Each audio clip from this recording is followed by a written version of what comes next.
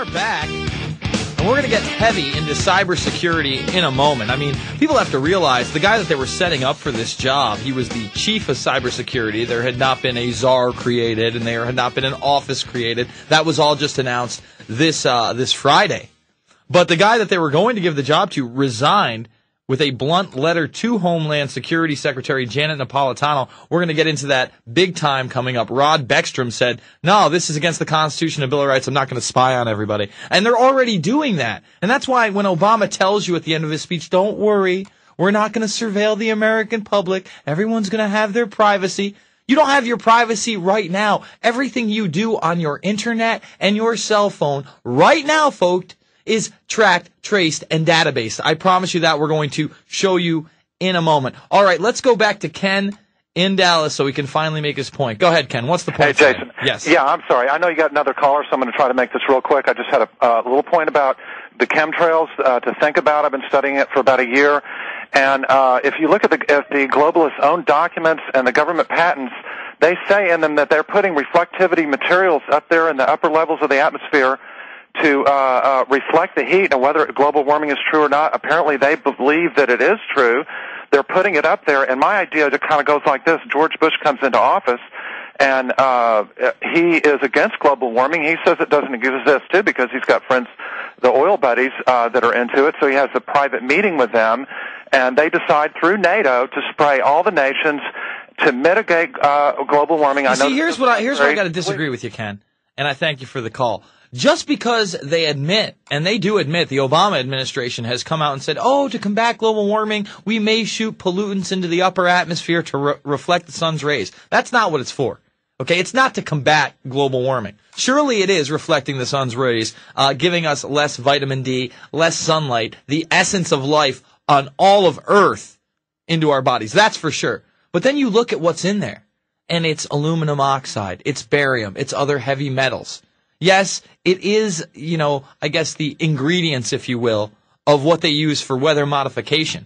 But just the fact that they won't tell you what it's really for, that it's part of some quote-unquote secret NASA program, and that, the same things we hear from the CFR on this from the 90s into the 2000s into a report last year is exactly what this administration is now parroting. Should let you know that this has nothing to do with global warming.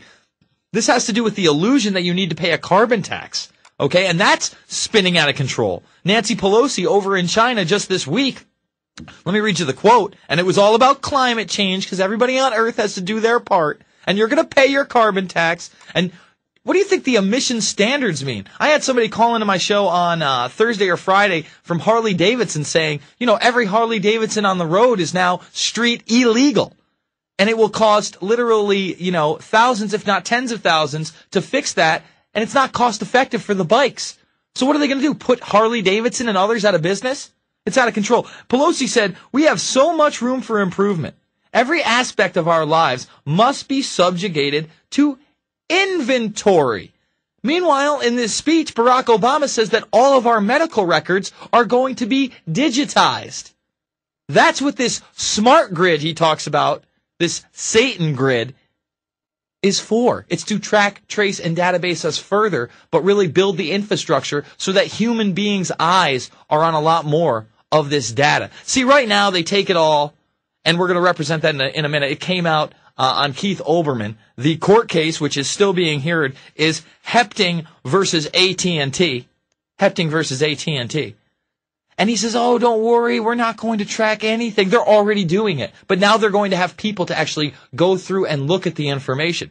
See, before it would go through Promise software or Carnivore software, look for keywords and phrases and put you into certain categories. But they don't have the manpower to literally look and spy on everybody. But that's what they're trying to build. All right, let's go to Rodney in Texas. Rodney, you're on the line. Yes, how you doing, Jason? Good.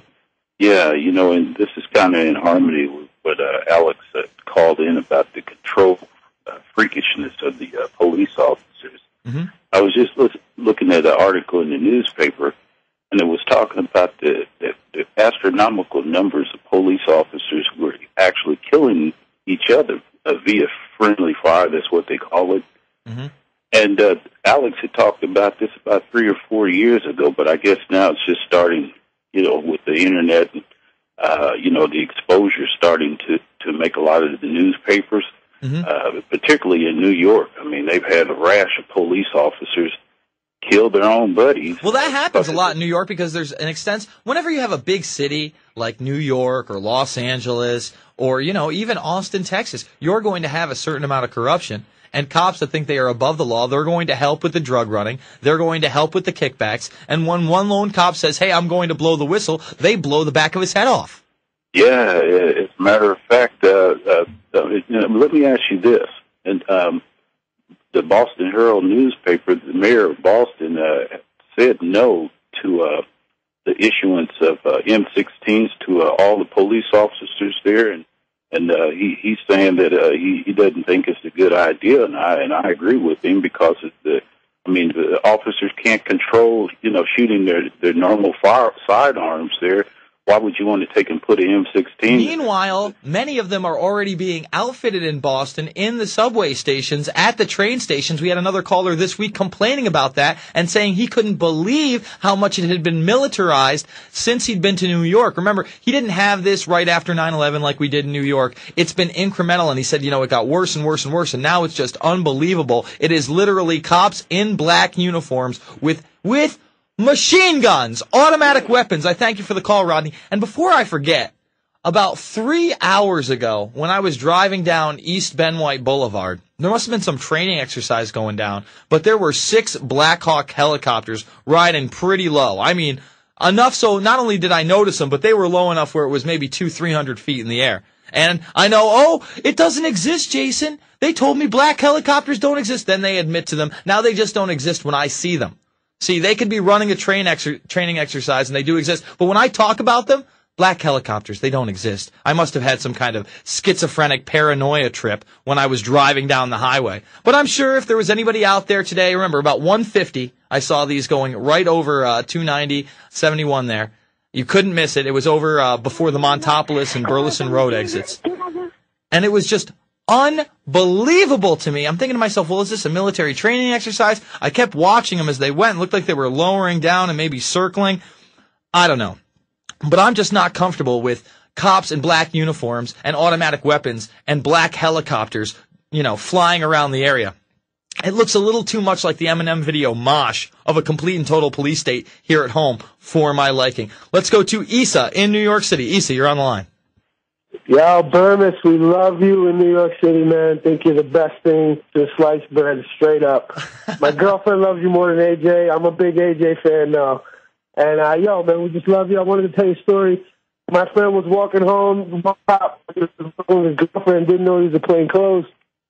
I guess Issa, I want to take your call, but you're breaking up too much, man. It sounded like a good one. Talking about something with plainclothes officers. That's about all I could hear. Coming up in the next hour, we're going to play this other clip. Again, out of Austin, this making national news of this woman. Well, she just can't afford health insurance for her kids anymore. She's a realtor. Things aren't selling. She's living in one of her homes, one of the ones she's trying to sell, and she just had to give up the medical benefits for the children. Well, what happens? Don't worry. It's the government medical vans with funky colors on the outside to help. And this is where you're going to have your mobile vaccination center. This is where they're going to put your children on Ritalin. This is where they're going to really drug the masses as they can't pay for it. And they'll act like, we're helping you. There'll be a big drive out there. You're going to want to go, just like you're going to want to go to the FEMA camps because they're going to have nice little play centers and a baseball field. And it's going to be a place where they give you food and rations and coddle you. Oh, so lovely. But it's disgusting and sick. That's what it is. It's getting Americans and the world to accept less and less. And, we had this story last week. Lower CO2 emissions actually happening because of the bad economy, and that's a good thing. Mother Earth is safer now that the economy's bad. And that's what they want you to do. They want you to feel guilt for driving a car, having a barbecue, owning a big home. Having children. That's a big one. Having children. They don't want you to have 2 or 3 or 4 kids. One-child policies in China are right up their alleys. They love it. They love it. And now they're going to track and trace everything you do. It's going to be a lot easier for them to implement such policies. All right, so Rod Beckstrom, he resigns about 2 months ago. This is out of March 6th. As the cybersecurity chief. He was probably the guy that they were going to go to as the coordinator in this new organization. Let me read this. It's off MSNBC. In a blunt letter to Homeland Security, Secretary Janet Napolitano, Beckstrom complained about a shortage of money for the center and a clash over whether the National Security Agency should control cyber efforts. The role of the NSA in protecting domestic computer networks has triggered debate, particularly among privacy and civil liberties groups. We'll be back after this. It's the Alex Jones Show. I'm Jason Bermas sitting in. PrisonPlanet.tv, Infowars.com.